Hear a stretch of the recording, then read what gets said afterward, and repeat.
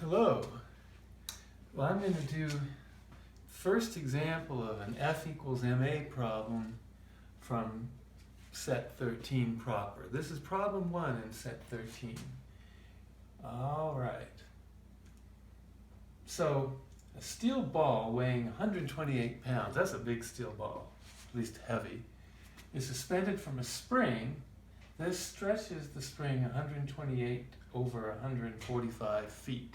Now that's kind of a strange thing to say, but we'll see it makes sense. Let me draw a picture of this. Here's a little very heavy spring from the top for hanging on, connected to the roof. There it is, just sitting there, and then when I put this big ball on it, it looks like this. Here's 128 pounds. Stretches this thing, we'll call that L. And L is 128 over 145 feet. Okay. So we're going to be able to figure out the spring constant K from that. But let's keep going. Actually, I want to skip down to the bottom. I had to sort of paraphrase the bottom. The ball is y of t feet below equilibrium after t seconds. And the question is, what is y of t? So let me draw a picture of that. It follows L, and then, like that, and then I'm going to let y of t be the distance below equilibrium, right? So the top of the ball is right here at equilibrium after I put the big weight on it. And then this ball is going to oscillate up and down relative to the equilibrium position. And y of t is the distance below equilibrium. So y of t positive is below, y of t negative is above equilibrium. Okay. The ball is started in motion from the equilibrium position, y of 0 is 0. So at time 0, it's at the equilibrium position with a downward velocity of 5 feet per second. So that's going to be y prime of 0 is 5. It's plus 5 because downward is the positive direction. Okay. Now the air resistance in pounds of the moving ball numerically equals 4 times its velocity in feet per second. Whoa! Well, maybe we'll think about that one later. And let's focus on the consequences of these two and start writing the differential equation. Okay, I think we understand that ball in the initial. So actually one of the big tricky parts of this is that the weight is not the mass. The weight is mg, and that's equal to 128 pounds. Okay? So in the meters, kilogram, second type units, kilogram really is a unit of mass, but pounds is a unit of force or weight. The weight is just the force of gravity. So we also have G is 32 feet per second squared in the British units. Okay, 32 feet per second. Okay. So that means that M is equal to 128 pounds over G, 32 feet per second squared. Okay, actually 32 times 4 is 120 plus 8, right? So actually M is 4. And, well, what are the units? Wow, I don't know. It's okay, I guess. It's pounds over feet per second squared. I can write it that way, it's fine.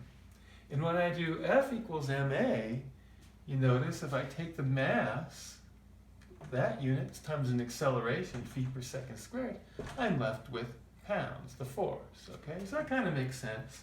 This is also called not ST, SL, force slugs. Not used very often, but slugs is the unit of mass in the system of British units, okay? So now we want to have m times y double prime. Now units of y double prime are feet per second squared, because this is like d squared y dt squared, okay?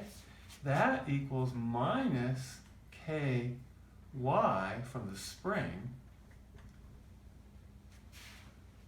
And then we also have the air resistance. Okay. Well,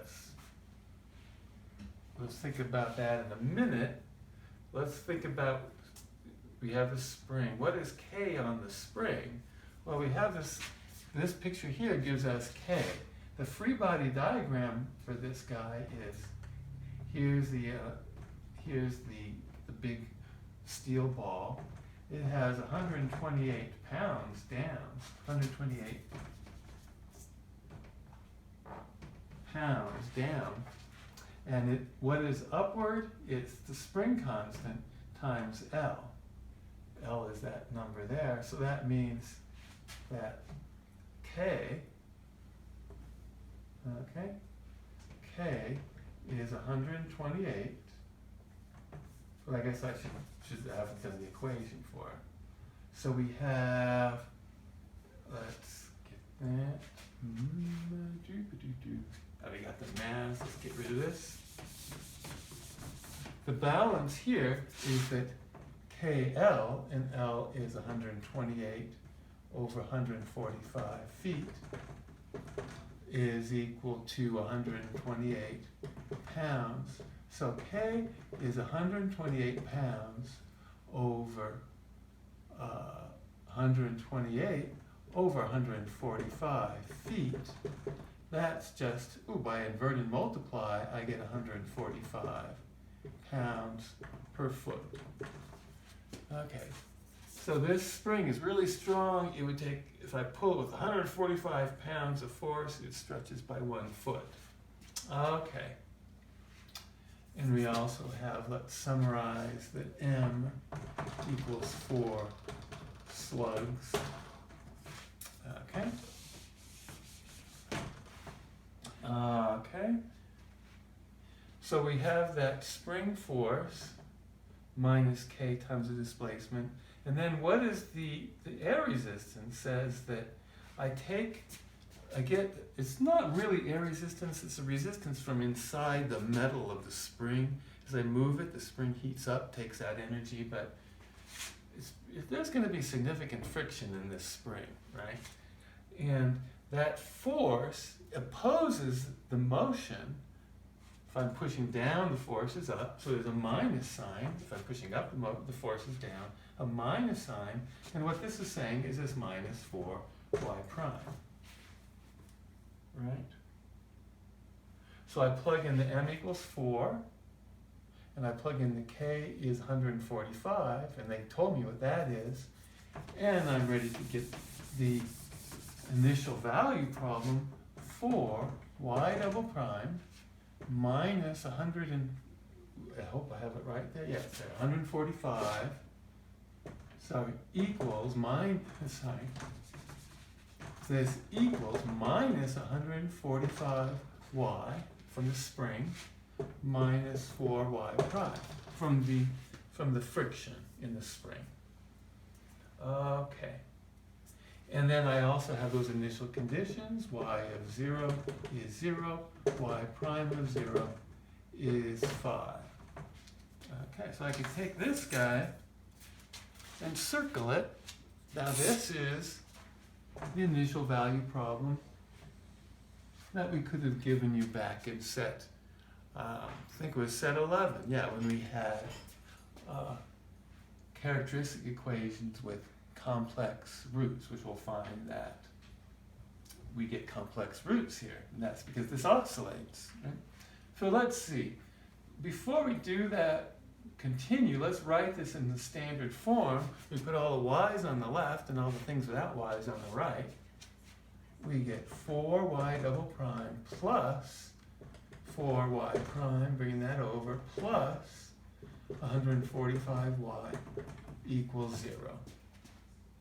Right? Maybe a little bit the way we usually write that than here. But this is really ma equals f. We say f equals ma. We do in practice, we say mass times acceleration is the force. We put it all on the left-hand side, and you get your 4r squared plus 4r plus 145 equals 0 is a characteristic equation. Right? We've done that before. All right. Get rid of everything.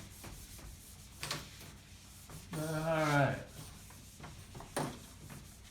Various ways to do that. We often try to factor it, but with the 4 there and 145 there, I don't know if factoring is good. And anyway, I'm anticipating complex roots of this, so can't factor those anyway. So let's just try the characteristic equation. I could do completing the square, but I don't think I will. Okay.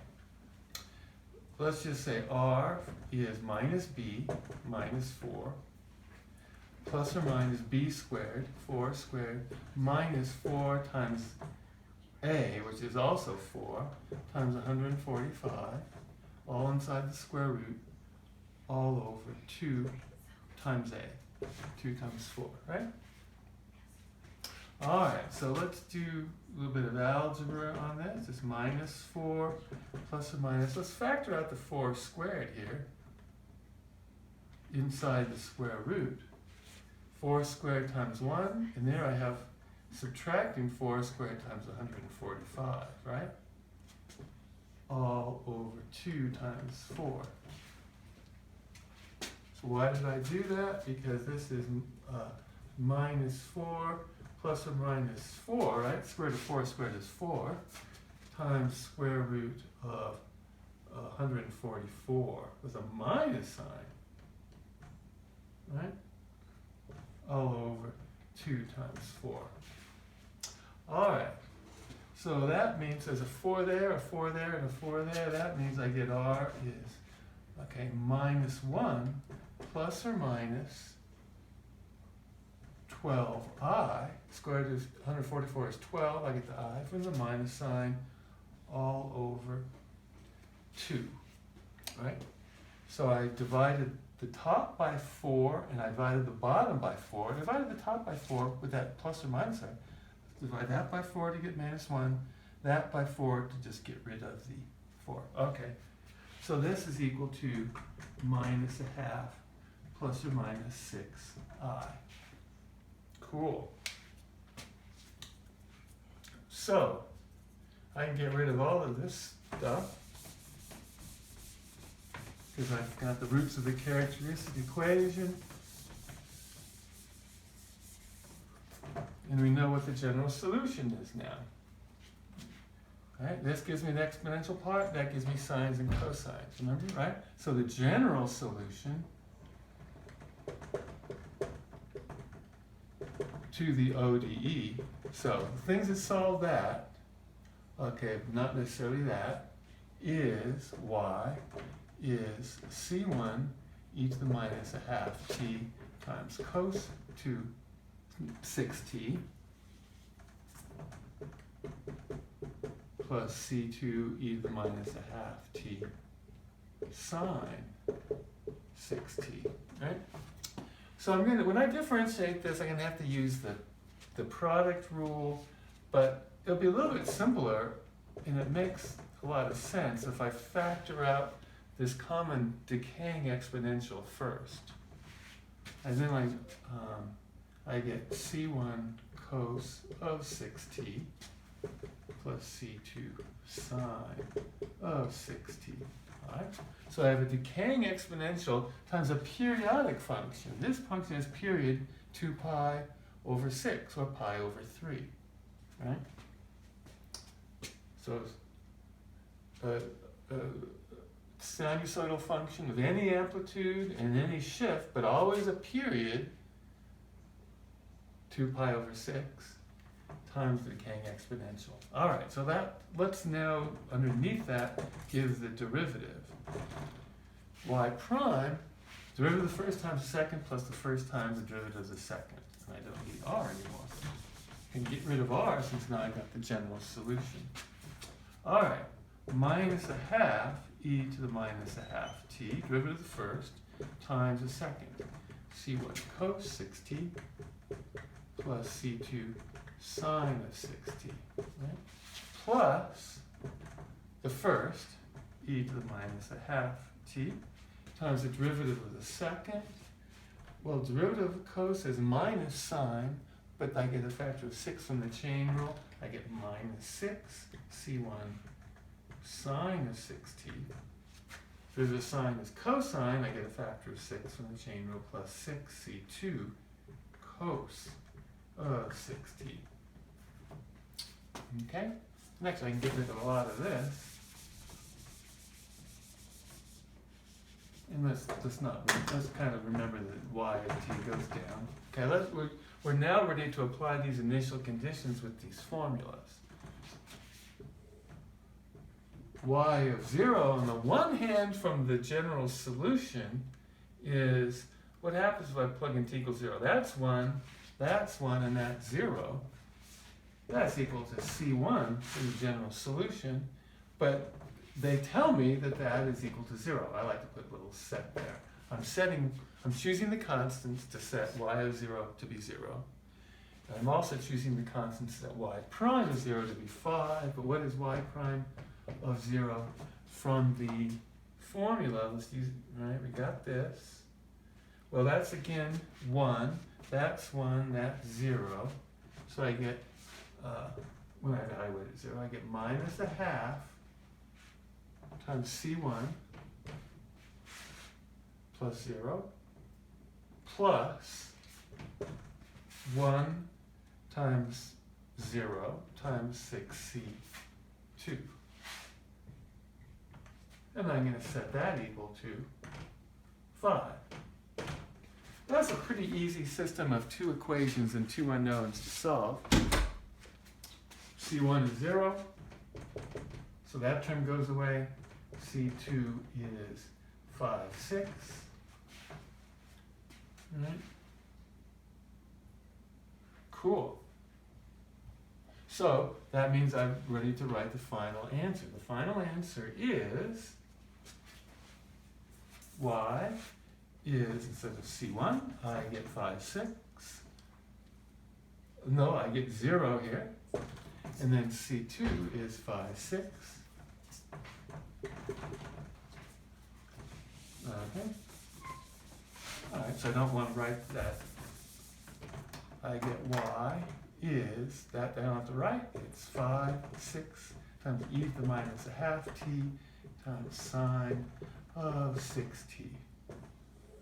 Right? And what it looks like with time goes on, here's t, here's 0, here's pi over 3, it's 0 again here, here's 2 pi over 3.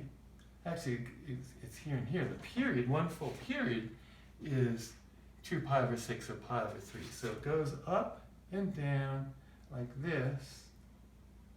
It is going to go down pretty quickly. It's got this dotted line. This dotted line is E is, say, 5, 6. This is going to be 5, 6 times e to the minus a half t.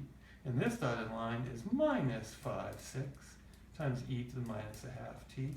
The function goes bouncing back and forth between, and this is y, goes bouncing back and forth between that and negative of that, right? Because sine of any bounces back and forth between 1 and minus 1.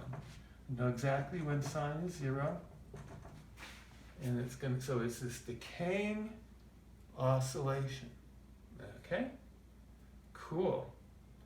All right, and pi over 3 is about 1, so this is decayed by about 1 over e, or a third, after those oscillations. Okay, so that's a fairly accurate picture of what y of t looks like. All right, Well, good luck on this. I know there's a lot of room to make little mistakes. So try to organize your work so you can find your errors if you need to. And I hope you see that little green bar soon and get that rush of getting it right. All right. See you. Have fun with this problem and stay well. Take care of yourself and be distant. Keep your social distance. All right.